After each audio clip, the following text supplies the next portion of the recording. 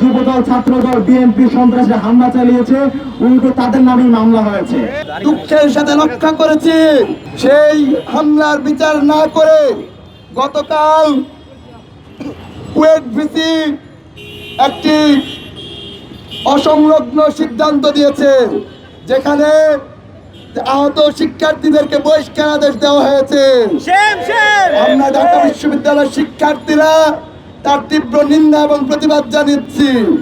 তারই অংশ হিসাবে আজকে আমরা ঢাকা বিশ্ববিদ্যালয়ের শিক্ষার্থীরা রাজু ভাস্কর্যে একত্রিত হয়েছি।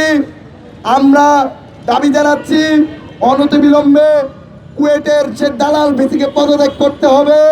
একই সাথে আহত শিক্ষার্থীদের উপর সে আরোপিত বহিষ্কারাদেশ প্রত্যাহার করতে হবে। গত ৬ অভ্যুত্থানের মধ্য দিয়ে আমরা একটি বাংলাদেশ পেয়েছি, ফ্যাসিবাদ মুক্ত বাংলাদেশ। কিন্তু কুয়েটের দিকে তাকালে মনে হচ্ছে নতুন করে আবারও সেই ফ্যাসিবাদের পায়চারি আমরা শুনতে পাচ্ছি। নতুন করে আবারও ফিরে এসে যাচ্ছে নব্য ফ্যাসিবাদ, ডালপালা ছড়িয়ে সিন্দাবাদের ভূতের মতো জেকে বসার চেষ্টা করছে নিরীহ শিক্ষার্থীদের উপর।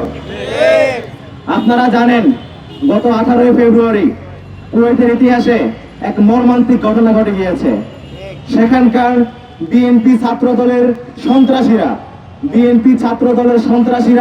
বহিরাগত সন্ত্রাসী ভাড়া করে এনে বহিরাগত টোকাই সন্ত্রাসী ভাড়া করে এনে ক্যাম্পাসের নিরীহ শিক্ষার্থীদের উপরে এক মর্মান্তিক হামলা চালিয়েছে। তারা সেখানে রামদা, হকি স্টিক, দেশীয় অস্ত্রশস্ত্র সহ নানাবিধ অস্ত্র নিয়ে নিরীহ শিক্ষার্থীদের হামলা চালিয়েছে। এই হামলা চালানোর 2 মাস অতিবাহিত হয়ে যাওয়ার পরেও কুয়েটের অথর্ব প্রশাসন কোন ধরনের বিচার করতে পারে নাই। আমরা দেখেছি হামলা কারা চালিয়েছে, যে বিএনপি যুব দলের নেতাকর্মীরা হামলা চালিয়েছে, তাদের প্রত্যেকের পরিচয় বের হয়েছে। বিএনপি মনাজির প্রশাসন তারা অপরাধীদের কোনো বিচার রাতে আনতে পারে নাই। একটা মামলা পর্যন্ত হয় নাই, অথচ মামলা হয়েছে যেই শিক্ষার্থীরা মার খেয়েছে, যেই শিক্ষার্থীদের উপরে রামদা নিয়ে বহিরাগত যুবদল ছাত্রদল বিএনপি সন্ত্রাসী হামলা চালিয়েছে, উল্টো তাদের নামে মামলা হয়েছে। আমরা দেখতে পাচ্ছি ভিকটিম হওয়ার পরেও এখন আবার মিথ্যা মামলার হয়রানির শিকার হচ্ছে কুয়েটের সাধারণ শিক্ষার্থীরা। আপনারা জানেন অভ্যুত্থানের পরে কুয়েটের যে ভিসি হয়েছেন মোহাম্মদ মাসুদ, তিনি হচ্ছেন কুয়েটের জিয়া পরিষদের আহ্বায়ক, অর্থাৎ তিনি বিএনপি দলের। এবং আমরা আরো জানতে পেরেছি তিনি ছিলেন কুয়েটের সাবেক ছাত্রদল নেতা। এখন আমাদের মনে স্বাভাবিক প্রশ্ন জাগে, যেহেতু হামলার সাথে বিএনপি ছাত্র দলের নেতারা কর্মীরা সরাসরি জড়িত ছিল, কিন্তু তারপরেও তাদের কোনো বিচার হচ্ছে না, তাহলে কি এই বিচারহীনতার পেছনে এই রাজনৈতিক পরিচয় দায়ী কিনা আমাদের প্রশ্ন জাগে। আমরা নতুন স্বাধীন বাংলাদেশে রাজনৈতিক পরিচয়ে অপরাধীদের পার পায়ে যাওয়া যে সংস্কৃতি, সেই সংস্কৃতি আমরা কোনো কর্মী বরদাস্ত করব না।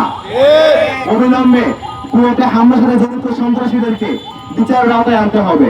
আপনারা জানেন যে শিক্ষার্থীরা মার খেয়েছে তাদের মধ্যে 22 জনের মামলা হয়েছে।